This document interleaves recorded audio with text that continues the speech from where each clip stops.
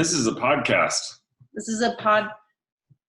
What are we calling it? The podtail party? Podtail party. We each have a little bit of libations.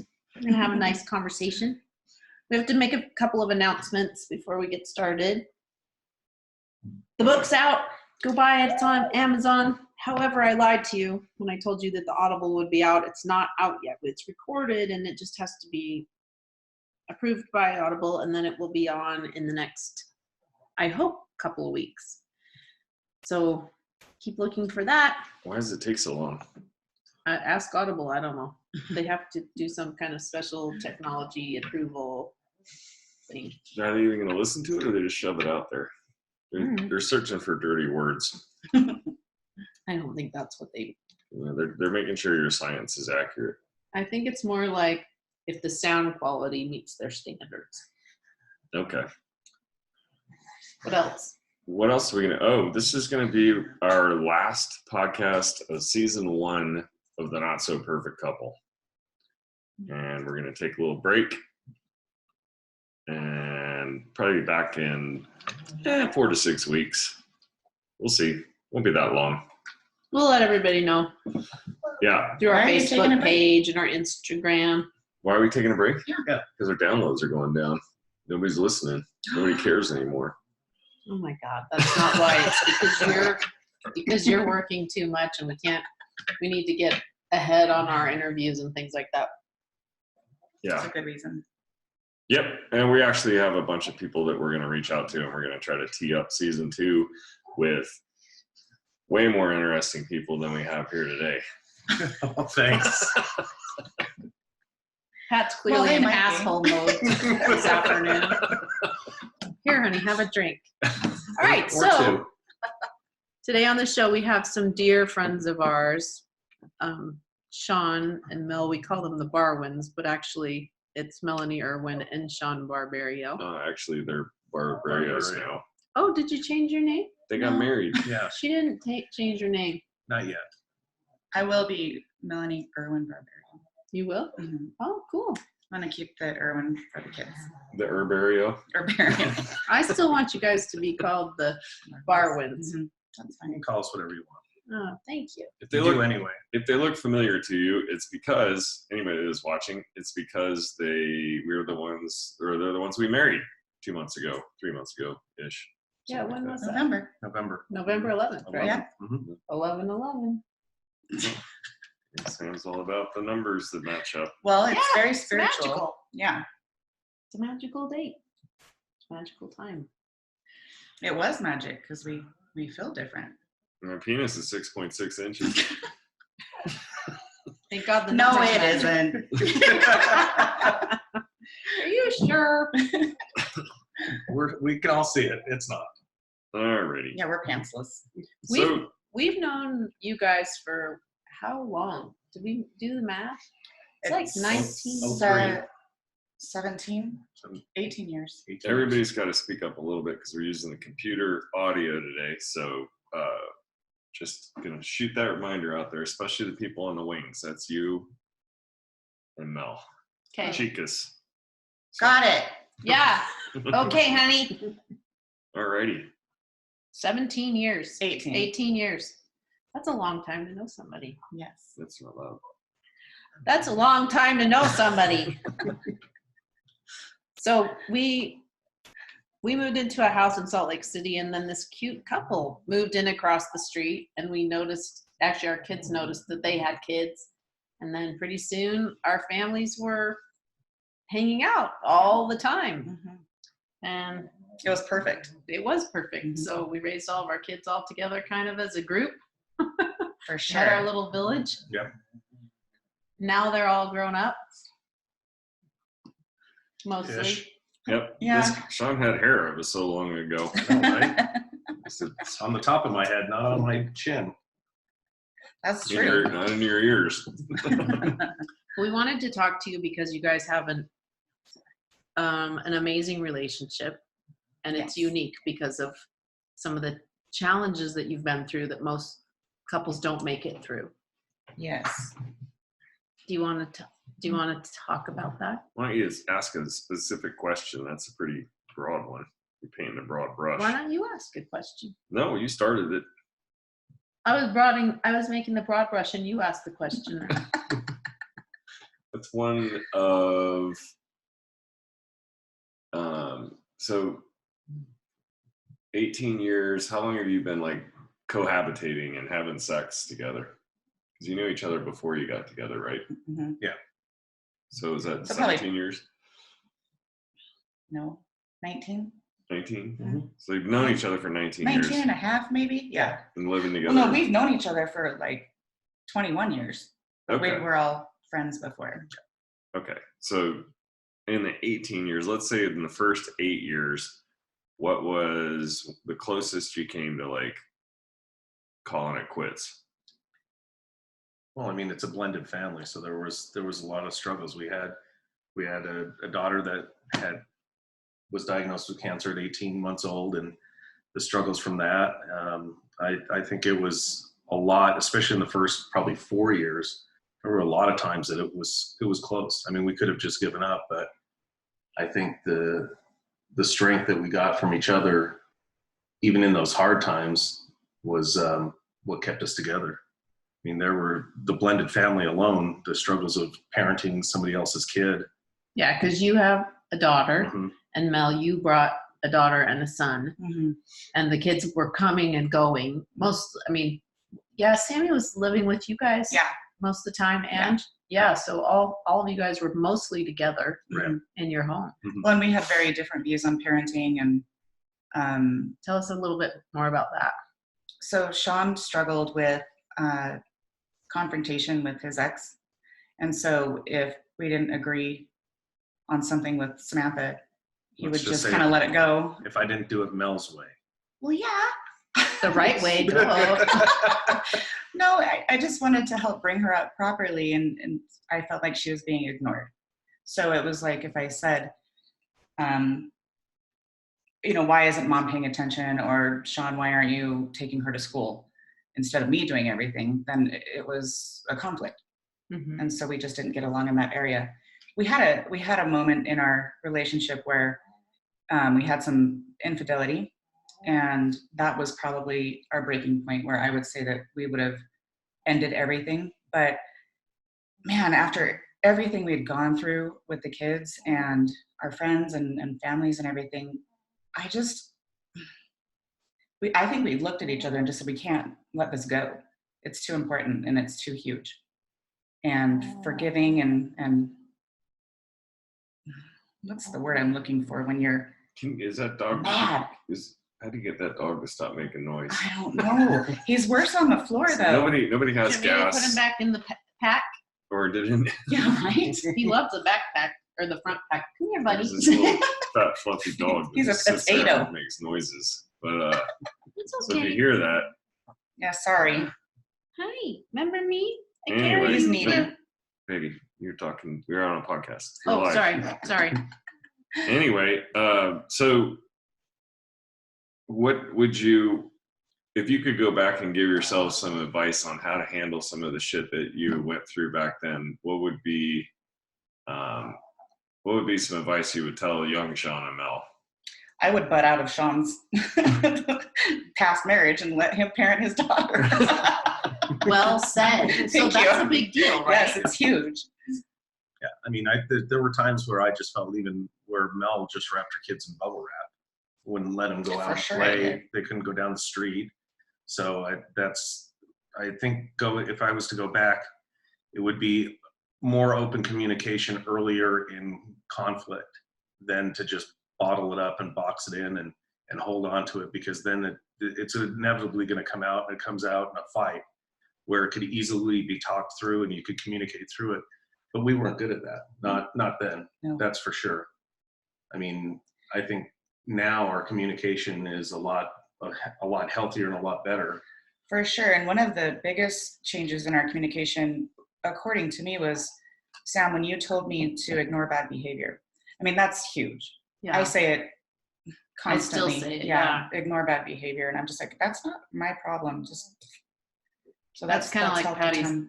don't own it, Yeah, when your exactly. partner's acting out and you're like, you can take that personally, or Mhm. you can be like, oh, They're having a You're having a bad thing. you're having a day. And you'd be loving, but you don't have to take responsibility for it or do anything about it. I used Like to it's beat myself up if he had a bad day. yeah. What can I do to make it right? How do Yeah. you take that advice as a young? So you've got a son now who's 26, right? Mm-hmm. And he's just newly married. Yep. But he's been with the same girl for 3 or 4 years, right? Yes. Yeah. And they're probably going through some of the same stuff. Do you think they're better equipped to handle it? Do they ask questions, or are they just going to figure it all out on their own too? You know, Marcus came over, I don't know, about 2 weeks ago around 3 a.m. He has a key to the house, and he just parked himself on the couch and sent me a message that said, "Hey, I'm in the house. Don't shoot me." And then I went to check on him the next day, and he's like, "We had a horrible fight. I don't want to talk about it. I'll figure it out on my own." So I guess I just kind of roll with that. Mm-hmm. I try to say things to him, but I don't think he would take me seriously, because I think he thinks he still knows it all. Yeah. But he does ask questions. Both of them do. I think she does more than he does. Yeah. But You can't really give advice to anybody who's not asking for it, Right. Yeah. right? Because Yeah. then it's more like preaching. exactly. Right, And I want him to And be our friend. our kids don't listen to us either. Right. I get that, but We just love the shit out of them and hope that's enough.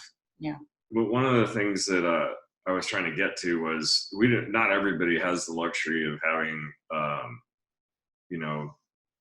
parents, step parents, whatever, that have a great relationship that you could tap into. That's true. So both of you probably would say that you weren't going to ask your parents shit about relationship advice. Oh, Oh, no, God, no. Yeah.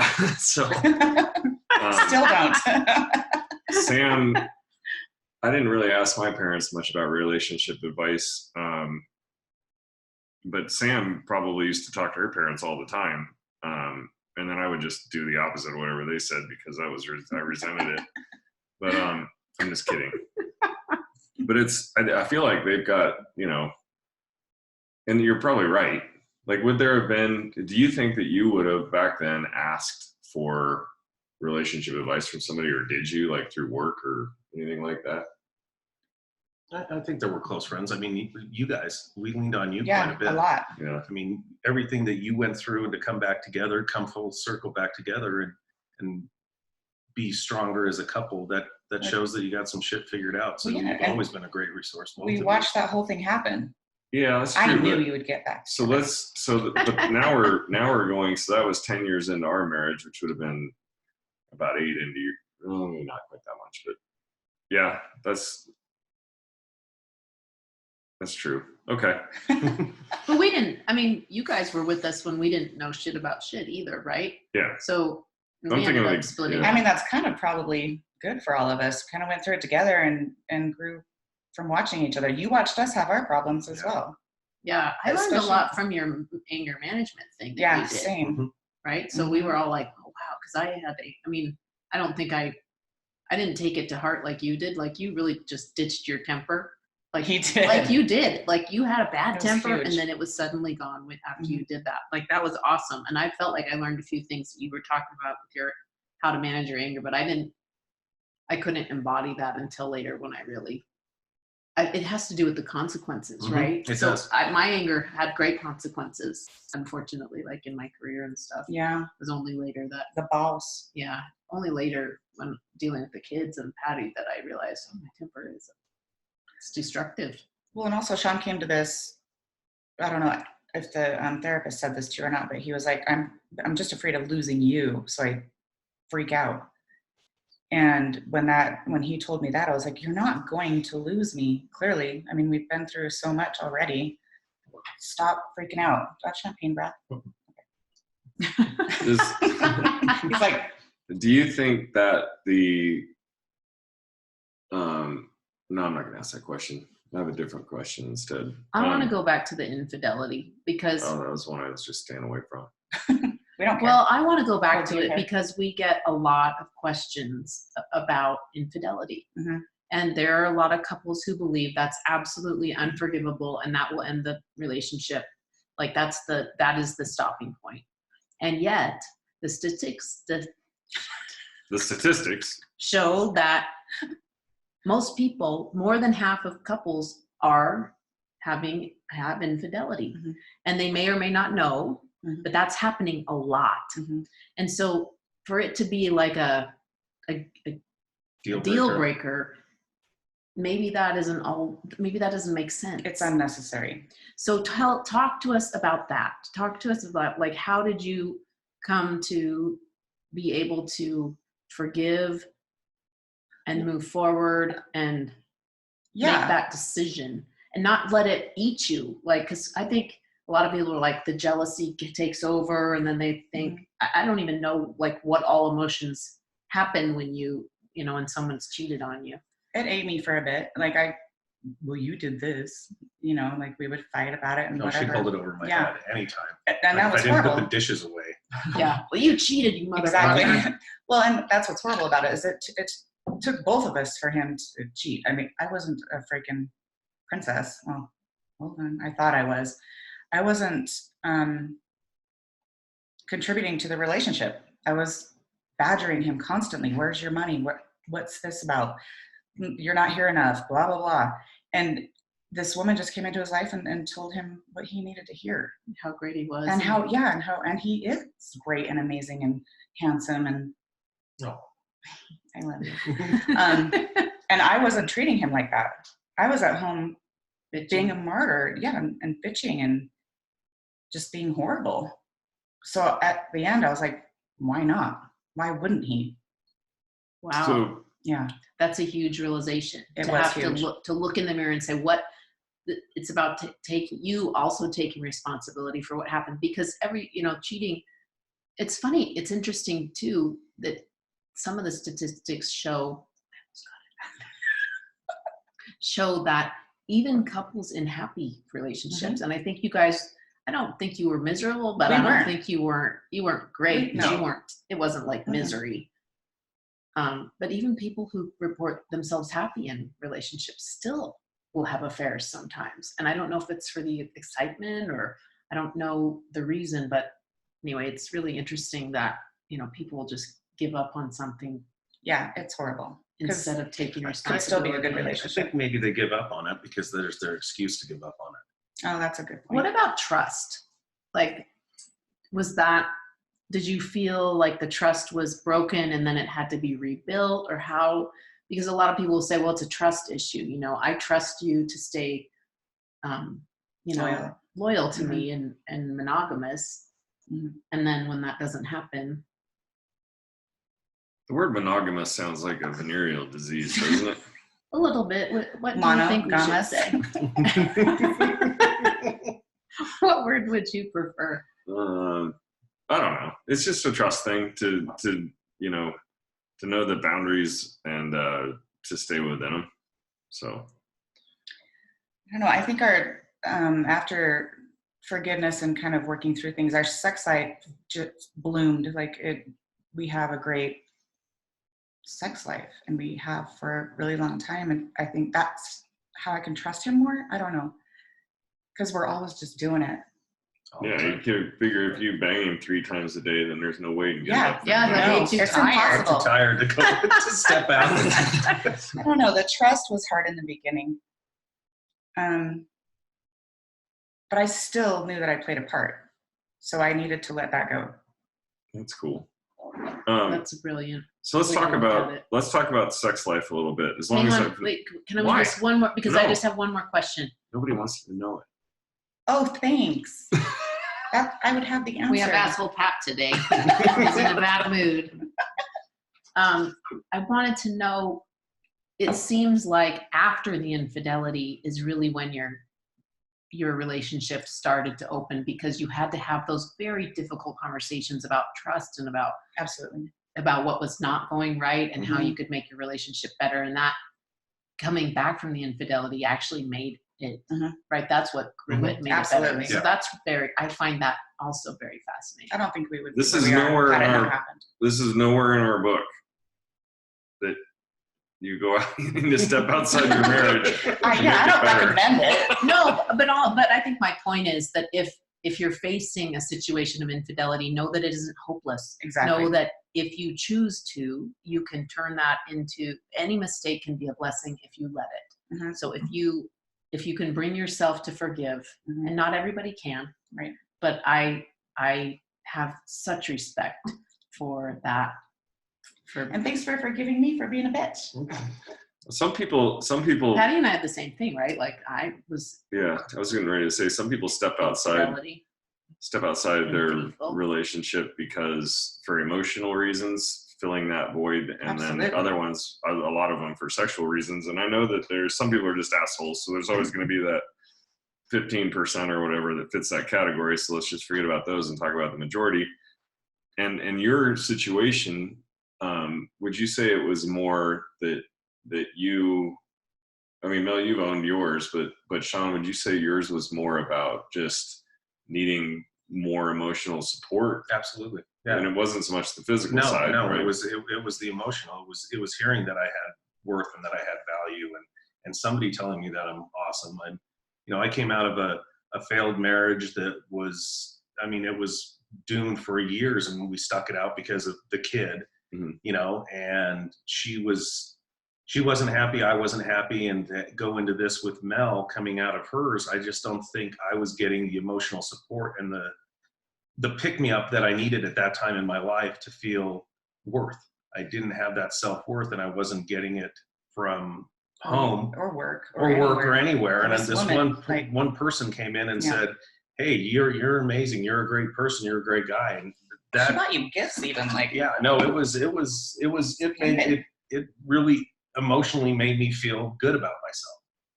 So let me ask you this, Mel, because you had, obviously we already briefly touched on it, but you had a daughter that was in and out of the hospital and got diagnosed with cancer very, very early. Do you think that where you were back then, it was you were giving everything you could to the kids and just didn't have a lot of room for Sean from an emotional standpoint? Absolutely. Also, I expected him to take care of all of us financially. So, yeah, if the kids were taken care of, then things were great. But at that time, Sean's what they sold out. What was I can't remember her name. I'm sorry. The one you worked for in the beginning. Like you were bringing home paychecks that were $200. Yeah. It was. And There were some rough times. Yeah, I was financially. freaking out. I was like, oh my gosh, we're not going to be okay. And I was helping you guys with the kids, and I was making more money than he was. And so I was By like, the way, she was the most awesome nanny ever. She had raised my kids for me. You always I say wouldn't that feel as- it helped. It She was helped taking raise a the village, kids. and Mel was running the village. Yeah, Mel was in charge of the village. She was the queen. She was the queen of the village, and I'm forever grateful for No, I him did. doing that. Anyway, sometimes it was bad because I taught the kids some bad things. Mel at whatever. that- They all turned out great. Yeah. They did. Mel at that time was you nailed it on the head, is that she had this feeling that she put forth all of this work with the kids and everything, and that her portion was done with that. She did her part, and it was done, and I need to just suck it up and be a man and Mhm. get over it, build a bridge and get over it. Well, And Or save the demand day. more Yeah. money, or you know Save what I the mean. day. Yeah. You were in charge of saving the day. yeah. And then he would just come home a mess. He Deflated. hated coming home. He told me, I don't want to come home anymore. That was Okay. heartbreaking. Yeah, that's hard to hear, I bet. Mm-hmm. So after you all went through that several month period,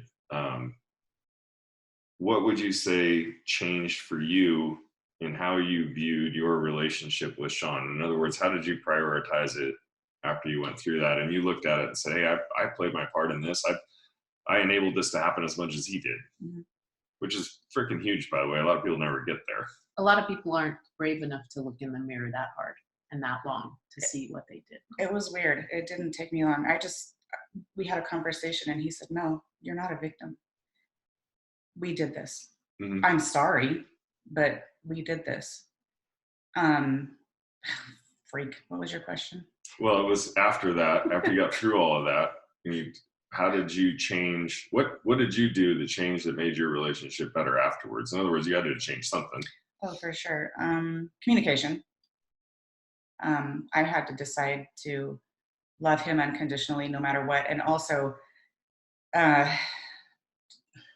loosen up. I don't know.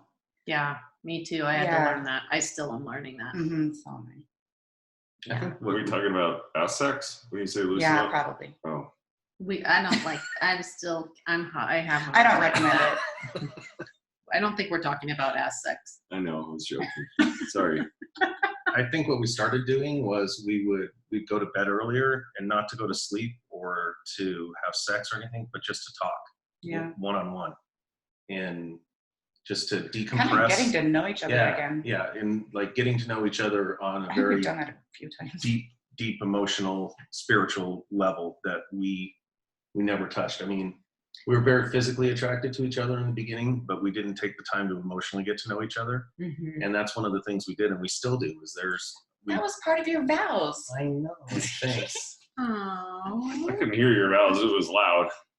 Plus, he was mumbling. He was. Mumbler. Box of marbles in my mouth. I had a different answer for that. Well, It'll go come ahead. to me. I can't remember what it is. Okay, well, when it comes to you, just come jump back in. Well, that's a great thing, though. Really taking time for you guys to have one-on-one conversations and getting to know each other. I also had to stop spending so much time with the kids. Yeah. I think that I was with them 24/7. That's Like just you insane. said. Yeah.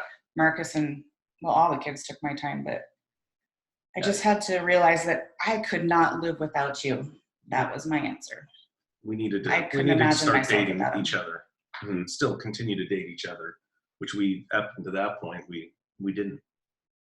Yeah, it's funny how you have these weird expectations of what a relationship is supposed to look like and what you expect of your partner to do and not do, and how when you get into it, you realize, but all these expectations and all these ideas are just ideas. It's not how things really work. And if you're not communicating with your partner about how that's working or not working, it can blow up. Well, we didn't have the greatest role models as parents to train us on how to be in a relationship. What? Yeah. Yeah. Yeah. So. Well, and we weren't good role models for at least 14 years, 12 years plus into our marriage. No, we didn't. Yeah, we didn't know what we were doing either. So we were doing the same thing as you guys were. We're all counseling each other and how shitty we could be. And pretty much all who won this week. And pretty much all the other couples on the street are divorced now. So it's true. That's true. At least that we ran around with. So, okay. So what do you think was the most difficult thing in your relationship? Or actually, let me rephrase that question. What's the greatest challenge that you've had to overcome together in your relationship? Bailey. Yeah, absolutely. Yeah. You guys want to talk about that a little bit? You guys want to talk about Bailey? Well, why don't you start? Okay. Well, what do you want to know? I mean. Well, we know everything. Okay. We already know. Whatever you guys want to share with our audience that you think might be helpful for people going through shitty, really difficult. In my opinion, what you guys have been through is the most difficult thing a person can go through. I can't imagine anything more difficult. Okay. Let's see. Bailey, when I came into Bailey's life, she was 2 years old. Just had finished up her first round of treatment for cancer. And this is Mel's daughter. Mel's daughter. Yeah. What kind of cancer? Neuroblastoma. She had 2 bone marrow transplants and a tumor removed from her midsection about the size of a grapefruit. Full body radiation, and which stunted her growth and just caused a lot of continuing medical issues. So going through those things with her coming out of it was positive and amazing. And even with all the challenges physically and mentally that she had from the treatments, she was growing up and she was getting older, and she was super happy. She was super happy. Even in her teeny little body, and there was no challenge that she couldn't overcome, whether it was BMX racing or soccer or any of those things. Snowboarding. And if anybody gave her shit at school, Claire beat them up. Yep. I mean, Yeah. which was perfect. The village was there to The defend her. village was there. Yeah. 2 brothers and a sister. Yep. Yep. And so going through that, she made it into her early teens, and we thought, well, all right, we're moving into adulthood here, and she's going to be moving out and starting to date and all that. And Ooh, she wanted to date. she did. She wanted a boyfriend Trying really bad. kiss. At 13, she was diagnosed with a second cancer, osteosarcoma, and Had nothing to do with the first one completely, right? no, Well, it had We have a to do- couple of theories, like radiation from the first one, Right. and then also the back surgery that we did in 2011. We think it might have kind of woken opened up some kind of demon. Portal. Yeah. Yeah. Well, what I meant is that it was an unrelated Right. cancer. Yeah. Absolutely. She was cancer free for 11 years. Yeah. And we thought we're In the clear. In the clear. And her leg started hurting, and she was prescribed physical therapy. And finally, they did an MRI and found the tumor on her hip, on her pelvis, and that started 3 years of just insane struggles and challenges. How many hours would you say you've spent in a hospital together? Oh shit. Oh, No clue. thousands of hours. 11 years Yeah. total, like in the hours, I guess. But I think that does chalk it up for our greatest accomplishment, because she was so amazingly happy. Yeah. I mean, She was. Through it all. Yeah, she didn't have a care in the world except for Well, it was always very immediate, Dying. Yeah. right? Like, Yeah. but it was like, but even the dying, Yeah. she wasn't, she was still okay with it. yeah, she was kind of okay with it. It was more like whatever was happening to her physically in the moment. Over it. Yeah. And then Yeah. she'd get over it. Mhm. It was, yeah, she was Very stoic, amazing. I don't know. I have she so was many words. beautiful. Yes, absolutely. Beautiful. And she's woman. still with us, which is fantastic. in spirit. Absolutely. Yeah. Yeah. She passed in 2014 in our home. I remember. Yep. We were there. I know. So It And that was, was what, beautiful. what do you think has been one of the most difficult things to overcome since that day? Oh shit. Then Sean and I had to start dating again. Yeah. well, because those 3 years, Yeah, it was intense. those 3 years were super intense. I mean, Did you with all the communicate? treatments and Yeah, I mean, I'm gonna gloss over a lot of that just because I don't want to like pry too much. But would you say? because all the waterworks. will Well, Yeah. start. yeah, and this is I don't kind want of to do it. yeah. But would you say that? So from a relationship standpoint, that's obviously puts strain on the relationship, and you have to give each other time to grieve in your own way. And some people do it differently than others. And would you say that did you communicate through that whole process, or were there times where there was a lot of strain on your relationship also? I think there was strain, but we definitely, from the infidelity and learning to communicate with each other, we knew that we had to take the time to communicate, to decompress, for Melanie to cry and be pissed off and be angry, and not do it in front of Bailey and do it in front of the kids, that we could do it in front of each other, that we could break down and take that time to lean on each other really strong, because we had to lean on each other. Yeah, we did do that, but in this last year, Sean has had to pull me aside and say, I miss you. Like, something's off. We've got to figure this out, because I miss you. I need you. We need to do this together. And I was just stuck. Mm-hmm. And as soon as he said that, I snapped out of it. I was like, okay, sorry, not sorry, but like, okay, I'm going to work on myself. I'm going to work on feeling better and getting better. Mhm. And that I'm still doing it. So talk to us a little bit about when you say that you're going to work on getting better, what are some of the things that you've been going through for the last few years? So I guess first of all, I got really sick for some reason. And I have to say that I've never felt more supported in any situation than this one with Sean. Yes, he supported me through Bailey's stuff, other things. But when I got sick, he was there no matter what. It didn't matter what work said. It didn't matter what was going on in his personal life.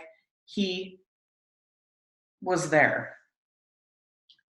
And that, in itself is fantastic. When Bailey passed away, right after she passed away, when I went back to work, I realized that work is there. Stupid. Work is there to pay bills. We need it to pay Of our course. bills for a roof But over you're our not going head. to live for work. But I stopped really focusing on making sure I was there 12, 14 hours a day. I made a conscious decision to, I leave at this time, I come in at this time, this is work, and then I have to leave it. Because at the end of the day, when you're reliving moments with your daughter passing away in your home, none of those moments were at work. Yeah. I needed to prioritize my family, myself, and whether Melanie has a doctor's appointment or whatever, I go to those now because those are the important moments. Taking time off on a Wednesday to go golfing, those are the important moments. It's not the shit that happens at work. On my deathbed, I won't remember those. Yeah. And that's something that when Bailey passed away changed my life, because my priorities just immediately, like a light switch, changed. The big house and the important things and the fancy cars and all that kind of stuff just melted away. And it's time spent with family and friends that's the important stuff. Those are the memories that you take with you. Couldn't agree with you more. I just want to drop the mic right there. Drop the mic. You're a good talker. Yeah, that's good shit. So is there any question in your mind, Mel, who your biggest fan is? Yes. No, heck no. Okay.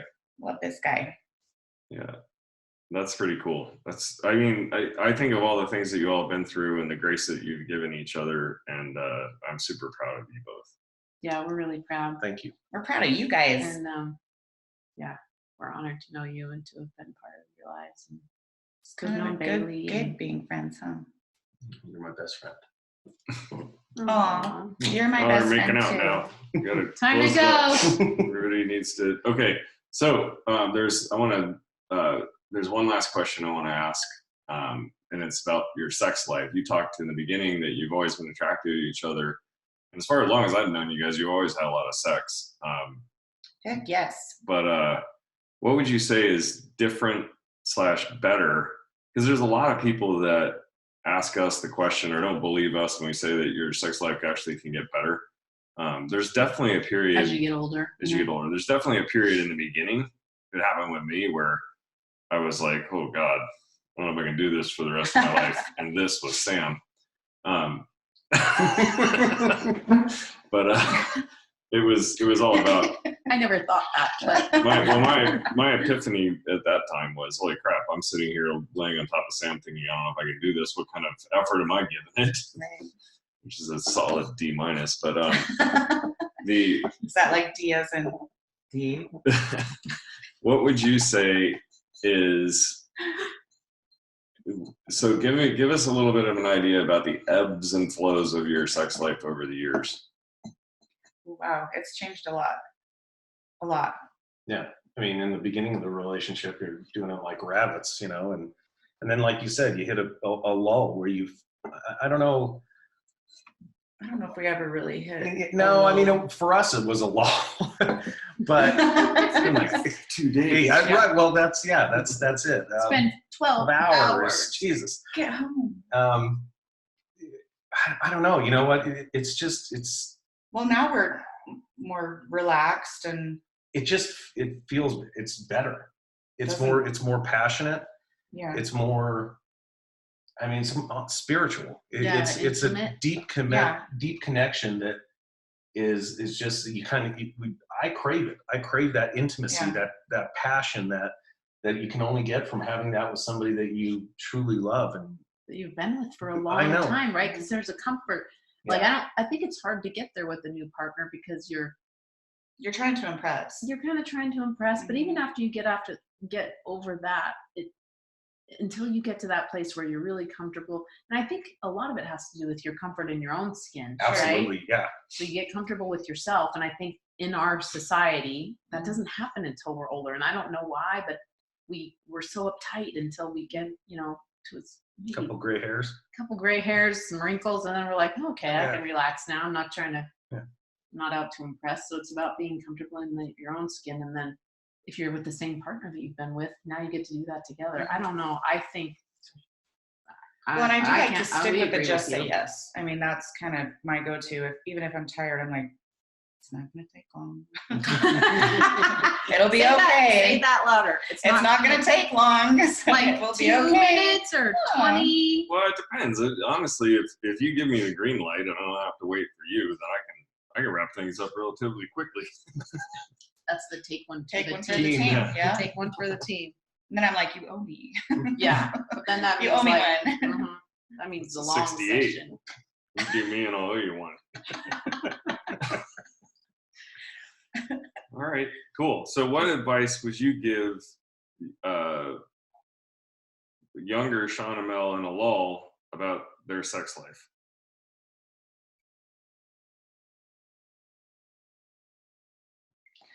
Do what's comfortable for you. Don't Don't be afraid to talk yeah, about don't it. be afraid to To tell tell each you other- how you feel. Tell Like, each other what you tell- like yeah. or what you don't like. don't touch me there. Yeah, don't do that. Don't lick me like that. That doesn't go there. Don't blow on me. So Don't give me that. blow on. You Those- don't like those the are words. trolling motor that Pat does? It makes me giggle too much. All right, cool. That's all good shit. Oh, don't blow fish. That's what it's called. Oh, That fills you with air and then it comes out. oh boy. oh, Jeez. that's Edit a that out. squeeze. Yeah. Edit that one. Sorry. No, no, I mean, this is all, Men think you This like is it. just You don't real. want to be full of air. yeah, No, don't I've be never blowing done air that. up in there. I've never done that. Like a balloon, Yeah, don't do it. Where did you come up with that idea, don't Sean? know. Is that It a didn't porno work. or something that you saw? Like, It just went. It was funny. well, that's the other thing too. Like, It's I feel that embarrassing. the other thing too, though, as you get comfortable in your own skin, you get really comfortable in your relationship where Mhm. you've been together so many years. But sex can be so funny, right? Or if you fart, it's okay. You fart, Yeah. and you're both like, "Oh, dude, that's yeah, oh dear," and then you both giggle and then move on. I mean, Yeah. We're experimenting right now with more slippery sex. We got some Ooh. lubes and oils. We got like $60 worth of lubes and oils on Amazon. yeah, we're doing some testing. One of them Whoa. kind of gave me a rash, I think. Oh no. We're documenting it though, so we'll probably go on Sam's next book actually. Yeah, probably. All right. Well, All thanks right. for coming out and hanging out with the not so perfect couple. It's not every day we get a perfect couple on our podcast.